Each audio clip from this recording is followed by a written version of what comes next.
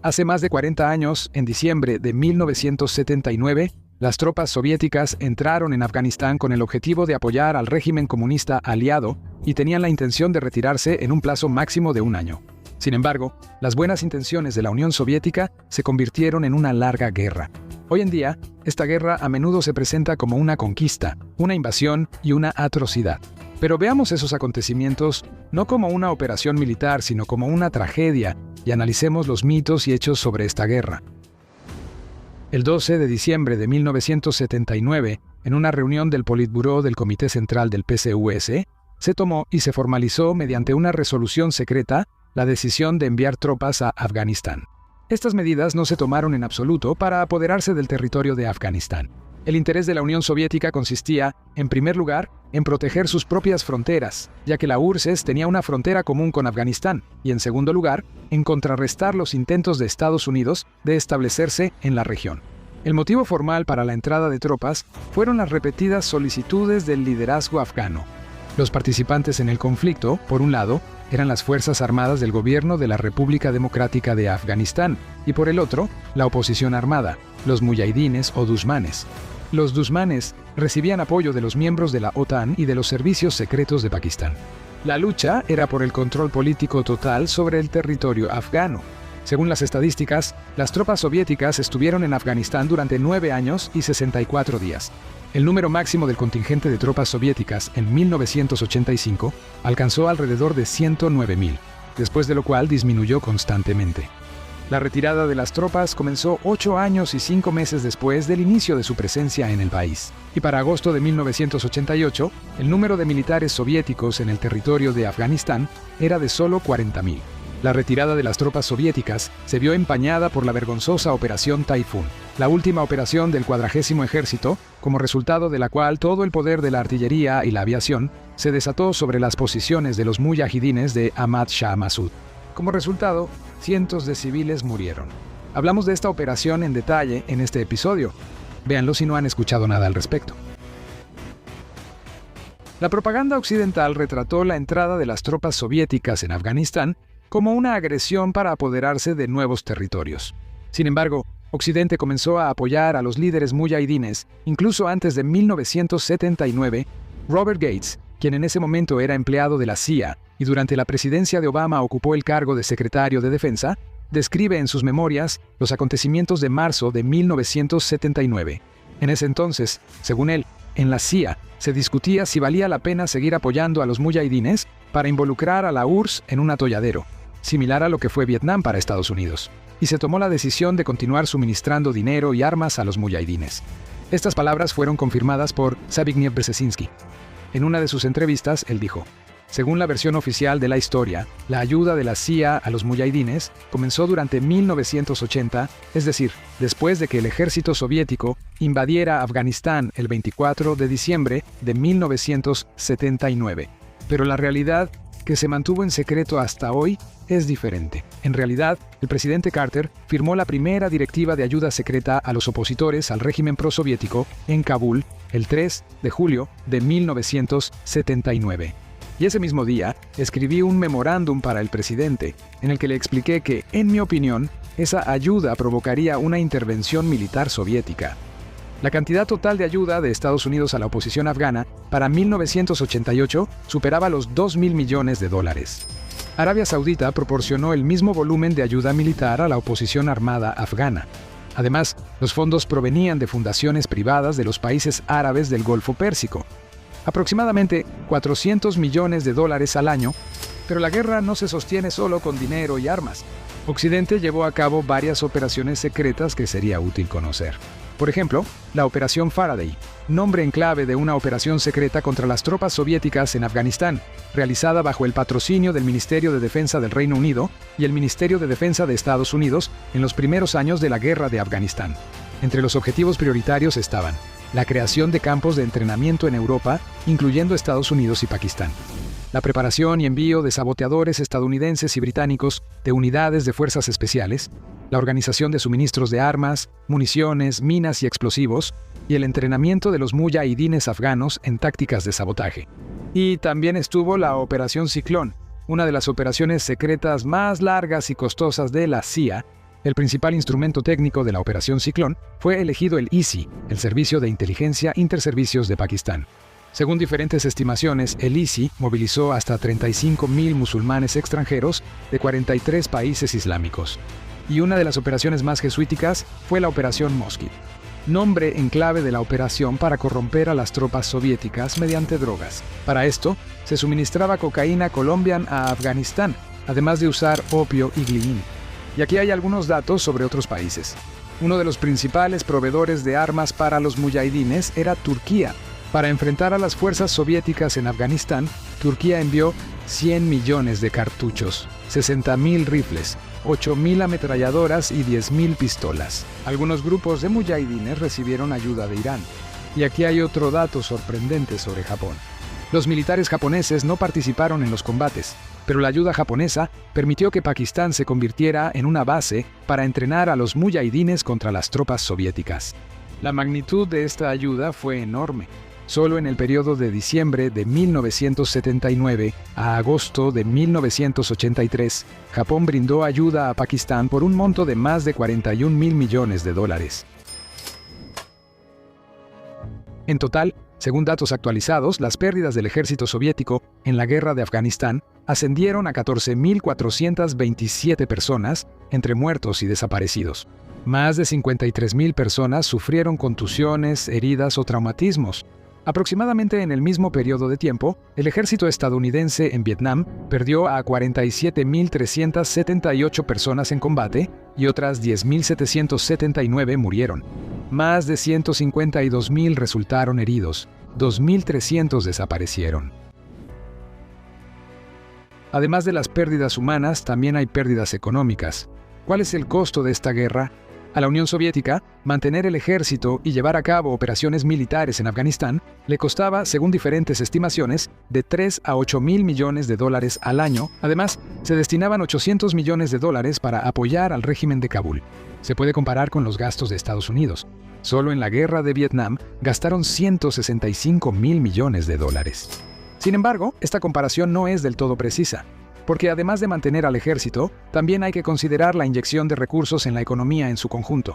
Durante la presencia soviética en Afganistán, la URSS construyó 2 gasoductos, varias centrales hidroeléctricas y termoeléctricas, líneas de transmisión eléctrica, 2 aeropuertos, más de una decena de depósitos de petróleo, empresas industriales, panaderías, clínicas, un instituto politécnico, una escuela técnica, guarderías, escuelas, barrios residenciales e incluso estaciones meteorológicas. En total, más de 200 diferentes instalaciones industriales y de infraestructura social, porque la Unión Soviética ya invertía en la economía de Afganistán mucho antes de la entrada del contingente limitado.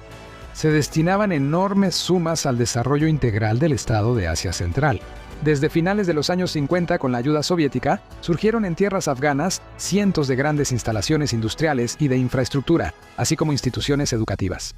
La construcción continuó incluso en pleno apogeo de la guerra, aunque para Moscú esa ayuda resultaba cada vez más difícil. La Unión Soviética creó en Afganistán estándares de vida modernos para esa época, y ya en nuestros días, la Rusia moderna perdonó las deudas de Kabul por una suma sin precedentes de 11.000 millones de dólares. Simplemente vean esta cronología. Año 1961. Hace 60 años aparece el aeropuerto de Bagram con una pista de aterrizaje de 3 kilómetros. Y unos años después también construyeron un aeropuerto internacional en Kabul. La mayor parte de las carreteras y puentes asfaltados en Afganistán fueron construidos por la Unión Soviética. Los constructores soviéticos conectaron las principales zonas económicas con pavimento de alta calidad. La obra más grande, la carretera de Salang, con un túnel reforzado, fue construida por los constructores del metro de Moscú a una altitud de más de 3.000 metros. En el apogeo de la guerra, los muyahidines nunca lograron bloquear el túnel, aunque hicieron muchos intentos serios para lograrlo. Moscú brindó una ayuda especialmente valiosa en el sector energético. Se construyeron potentes plantas hidroeléctricas en Naglu, Puli-Puli-Jumri, la central hidroeléctrica de Naglu y Cebodias. Hoy en día es la planta eléctrica más potente de Afganistán. Pero aún así seguía faltando electricidad, y entonces la Unión Soviética comenzó a exportarla desde sus fronteras. Para esto, diseñaron y tendieron una nueva línea de transmisión eléctrica. Para el año previo a la guerra, 1978, los soviéticos habían puesto en funcionamiento 70 instalaciones industriales y de transporte en Afganistán, y habían capacitado a más de 50.000 especialistas de diferentes áreas. No menos del 40% del comercio exterior era proporcionado por la Unión Soviética, y su participación en el volumen total de créditos externos era del 54%. La Unión Soviética exportaba masivamente a Afganistán automóviles y autopartes, metales ferrosos, equipos de refrigeración, ropa, calzado, medicamentos y mucho más. La planta de reparación de Zangalak en Kabul reparaba casi 1.500 automóviles cada año. También fabricaba máquinas herramienta, bombas y equipos para la construcción de carreteras. Ya durante la guerra, en 1985, los especialistas rusos construyeron 3 plantas automotrices KAMAZ, y 2 años después la fábrica de Kabul para la producción de bicicletas. Los geólogos soviéticos elaboraron en territorio afgano un mapa de recursos minerales, señalando más de 1.500 yacimientos. Afganistán vendía gas a la Unión Soviética a un precio reducido, pero el efecto económico insignificante de esta medida no era comparable con la ayuda de la URSS. Más bien, esto representaba una ganancia segura y garantizada para el propio Afganistán. Además de esto, Afganistán suministraba a la URSS urea, fibra de algodón, pieles, alfombras, cítricos y nueces y telas de lana. En 1980, los gobiernos firmaron un contrato para el suministro de bienes de consumo a Kabul de forma gratuita. Esta ayuda le costaba a la Unión cada año 10 millones de rublos soviéticos. En 1963 se construyó en Kabul una universidad politécnica que en su primer año de funcionamiento recibió a 1.200 estudiantes. El Politécnico de Kabul sigue siendo hoy en día la principal universidad técnica de Afganistán. Las facultades de construcción y electromecánica de Kabul gradúan alrededor de 4.000 estudiantes al año 1973. En el nuevo Instituto Técnico de Mazar-e-Sharif comienzan a formar a los futuros petroleros y geólogos. El Instituto Técnico de Kabul graduaba mecánicos automotrices, y de 1982 a 1986 abrieron sus puertas una decena más de escuelas técnicas profesionales. ¿Y cómo van las cosas con la construcción estadounidense allá? Según las estadísticas, en 12 años Estados Unidos invirtió $97.000 millones en la economía de Afganistán, y como esto es un poco más de la mitad del tiempo que el contingente estadounidense estuvo en el país, se puede estimar de manera aproximada toda la ayuda en $200.000 millones, pero nadie se atreve a decir cuánto de esa enorme suma realmente se destinó a su propósito, mucho menos los propios estadounidenses. Porque la llamada reconstrucción de la economía afgana, destruida después de la guerra, nunca sucedió. De hecho, se organizó un esquema de corrupción de varios niveles para apropiarse de fondos presupuestarios, fondos de Estados Unidos a través de Afganistán. Miles de millones simplemente desaparecían sin dejar rastro. Aquí hay algunos ejemplos de la monumental construcción estadounidense. Los estadounidenses construyeron otra prisión para criminales especialmente peligrosos en la base aérea de Bagram, además de la ya existente. La nueva prisión de 3 pisos podrá albergar a más de 1.000 reclusos, y su construcción costó $60 millones. O aquí hay otra cita elocuente. El Pentágono usó el dinero de los estadounidenses en Afganistán para construir la gasolinera más cara del mundo, declaró John Sopko, jefe de la Inspección General de la Agencia de Reconstrucción de Afganistán de Estados Unidos. 43 millones se gastaron entre 2011 y 2014 en la construcción y el mantenimiento de la gasolinera, según los documentos financieros oficiales. Inicialmente debía costar solo 500. Los medios prooccidentales afirmaban que quien cambió el curso de la guerra fue Charlie Wilson, al convencer a Ronald Reagan de la necesidad de suministrar a los mujahidines sistemas portátiles de misiles antiaéreos, diseñados para combatir helicópteros. Este mito fue mencionado en el libro La guerra de Charlie Wilson y en la película homónima, donde el papel del congresista fue interpretado por Tom Hanks. Aquí hay una imagen elocuente. Los mujahidines afganos celebran la victoria sobre un helicóptero soviético derribado por un Stinger estadounidense. En realidad, los Stingers solo obligaron a las tropas soviéticas a cambiar de táctica. Los mujahidines no tenían dispositivos de visión nocturna, así que los helicópteros empezaron a operar de noche. Los pilotos atacaban desde gran altura, lo que sin duda redujo su precisión, pero el nivel de pérdidas de la aviación afgana y soviética, en comparación con las estadísticas de los primeros 6 años de la guerra, prácticamente no cambió. El gobierno de la URSS tomó la decisión de retirar las tropas soviéticas de Afganistán en octubre de 1985. Esto fue antes de que los mujahidines comenzaran a recibir Stingers en cantidades significativas, lo cual ocurrió solo en el otoño de 1986. El análisis de los protocolos desclasificados de las reuniones del Politburó muestra que nunca se mencionaron innovaciones en el armamento de los muyahidines afganos, incluidos los Stingers, como motivo para la retirada de las tropas. Por cierto, un dato interesante: Estados Unidos, según diversas estimaciones, regaló a los muyahidines entre 500 y 2.000 sistemas portátiles de misiles antiaéreos Stinger. Después de la retirada de las tropas soviéticas del país, el gobierno estadounidense comenzó a recomprar los misiles regalados por $183.000 cada uno, mientras que el costo de un Stinger era de solo $38.000. Así es otro negocio militar. El principal factor que debilitó la posición de Najibullah fue el anuncio de Moscú en septiembre de 1991, que se produjo poco después del fracaso del golpe contra Gorbachov. Yeltsin, quien llegó al poder, decidió reducir los compromisos internacionales del país. Rusia anunció que dejaría de suministrar armas a Kabul, así como de enviar alimentos y cualquier otro tipo de ayuda. Esta decisión fue catastrófica para la moral de los partidarios de Najibullah, cuyo régimen solo duró 2 años después de la retirada de las tropas soviéticas de Afganistán. Muchos comandantes militares y aliados políticos de Najibullah se pasaron al lado de los muyahidines, quienes continuaron recibiendo armas de Estados Unidos incluso después de la retirada de las tropas soviéticas. Como resultado, el ejército de Najibullah no fue derrotado, simplemente se desvaneció. Resultó que la propia Moscú, en esencia, derrocó al gobierno por el que se había pagado con miles de vidas de ciudadanos soviéticos. Estos son los hechos.